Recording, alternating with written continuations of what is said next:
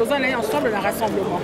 Et donc, on appelle le rassemblement, au dossier Jaranaye, Azapé élu à Kinshasa, le Kolakai. Et tant qu'on a eu la 3e convention qui va se clôturer les lots, on a besoin d'invitation. On a besoin de manifestation. D'autant plus que nous sommes ensemble dans l'opposition, nous sommes ensemble comme un lot commun.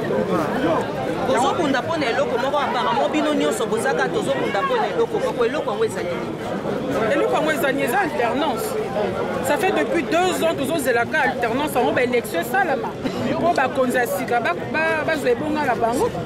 Mais ça fait 2 ans que l'élection est l'élection va prévoir pour la suite pour la décembre. Nous avons sûreté que le nouveau président il y a dynamique à l'objet. L'élection est crédible. Les élections sont transparentes. Donc, les élections sont tout à l'heure. OIF a compte à CENI pour crédibiliser le fichier de Bango ou étondi les électeurs fictifs. Donc, tous ces élections sont truquées. Ce qui est la sens, il y a beaucoup d'élections pour encourager Bango, bazonga les sous Bango, va tricher, bazonga la carte. Alors, nous élection est transparente, crédible et que la population base à la paix assure de l'élection. Oui, oui. Merci. On va prendre en français, s'il vous plaît.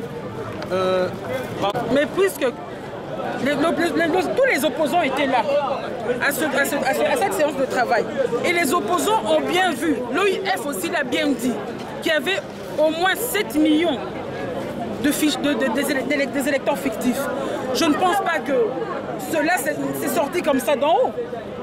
Et comment est-ce qu'on peut aller aux élections avec ce genre de fichier? Dites-moi un peu. Avec plus de 10 millions d'électeurs fictifs, ils sont quand même sérieux.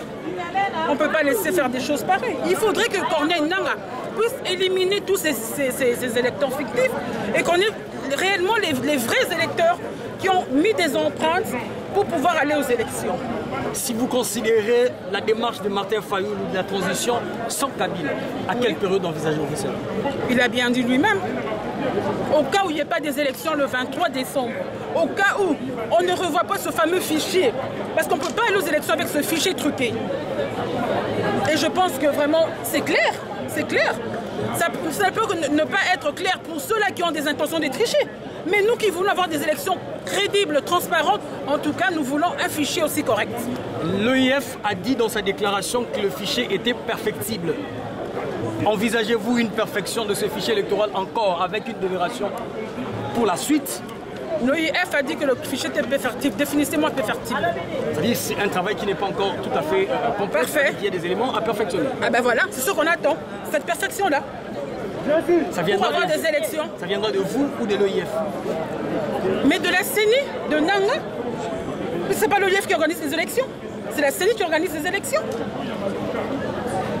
Et pas avec Nangaa, parce que Nangaa, apparemment, il a un parti pris. J'ai vu une photo quelque part dans les réseaux, on voyait Nangaa derrière le président. Il est devenu le directeur de campagne. Awa, Koluka, Bongo. Mais le malheur, c'est que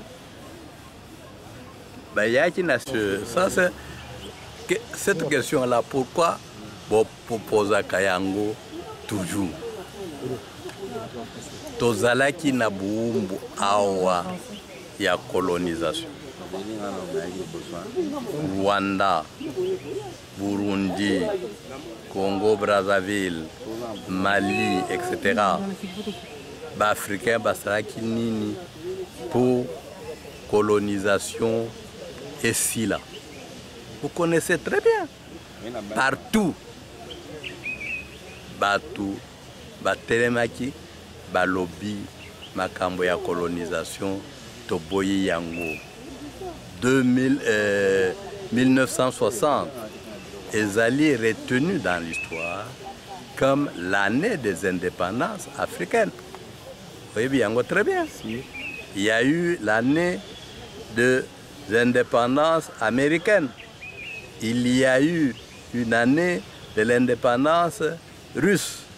Il y a eu des années de révolution française il y a eu la révolution chinoise, etc., etc. Lorsque vous êtes dominé et exploité, il n'y a qu'une seule voie. Botelemi, bolobi, boumbuana, to boyango. Aoye bakokufa bakufa.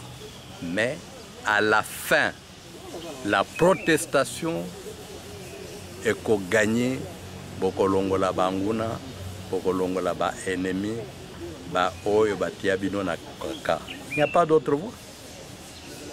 Professeur, pour nous ça, aux ondimaki, tous vraiment indépendants par rapport à l'indépendance ou à la Ou bien boyo kaka, ou bien boyo kaka, monsieur les journalistes. Après l'indépendance, il y a Congo, ça n'a pas fait 3 mois. Ça n'a pas fait 3 mois. Hein? L'indépendance du Congo a duré 2 mois et 16 jours. Bamindele bapesaki à contre-cœur, babotolaki yango, babumaki Lumumba. Après liwaya Lumumba, indépendance ezalaki lisusu te. C'est pour cela que ba auteur na bango bakomi mikanda balakisi que il faut une deuxième indépendance. Guerre ya bitumba ya mulele eyaki boyanu. C'est la réclamation d'une deuxième indépendance. Bitumba ya Laurent Désiré Kabila eyaki boyani. Réclamation ya deuxième indépendance.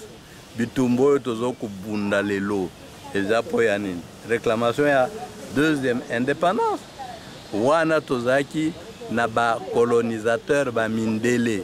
Les loyaux ba colonisateurs de l'Afrique, ce sont des Africains qui colonisent aujourd'hui le Congo. C'est le Rwanda et l'Ouganda.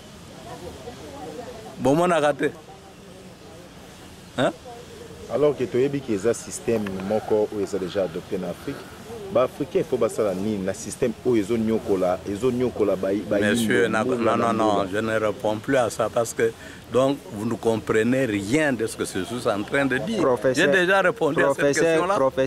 Professeur, Ozo soutenir position il y a Lambert Mende par rapport il y a réunion Oyo et Kotaki entre 3 pays.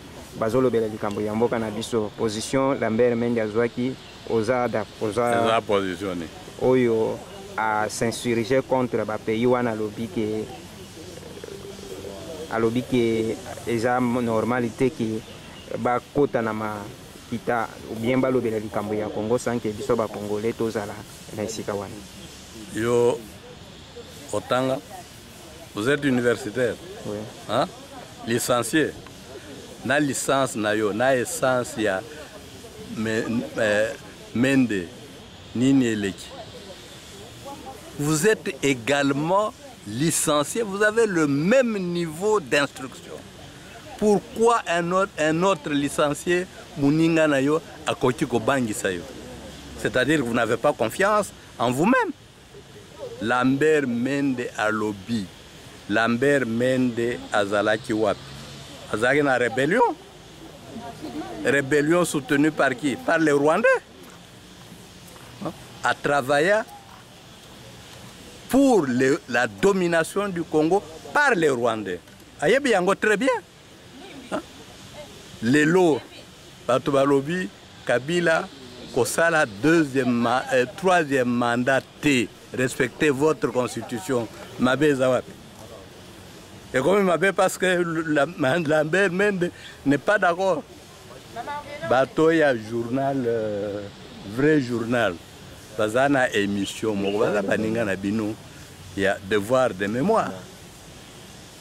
Hein? Où est-ce que M. Mende n'a jamais été? Lorsque vient la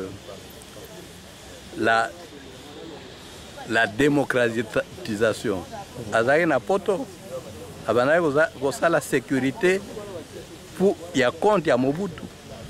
Alongaki awa aye Dès le premier jour, Mobutu Ayambaki, nous le savons très bien. Monsieur Lambert Mende, Nani Aza à la base, il y a Liwa Yangandu Kisasi. Toyebi Yango.